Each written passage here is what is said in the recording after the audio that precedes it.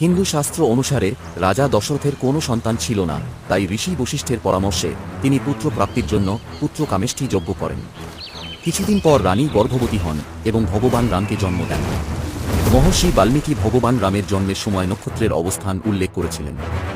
এটি ছিল চৈত্র মাসের চাঁদের বেড়ে ওঠার নবম দিন। সময় প্রায় 12:30 এবং সূর্য তখন চরম সীমায় ছিল। রাম নামের অর্থ নিয়ে অনেক বিতর্ক রয়েছে। রা এর অর্থ হল প্রকাশ বা আলো, আর মুখ এর অর্থ স্বজন। এর অর্থ আলোকিত বা প্রভূত ব্যক্তি। কিছু বিতর্ক অনুসারে মহর্ষি বশিষ্ঠ মহান গুরু পরশুরামের দ্বারা অনুপ্রাণিত হয়ে রাম নামটি বেছে নিয়েছিলেন।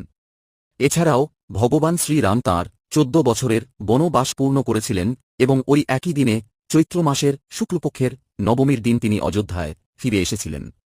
এই জন্যই রামনবমীর দিন ভগবান রামের জন্মদিন উদযাপনের সাথে সাথে তার 14 বছরের বনবাস থেকে ঘর ফেরার আনন্দ উদযাপন করা হয়। বন্ধু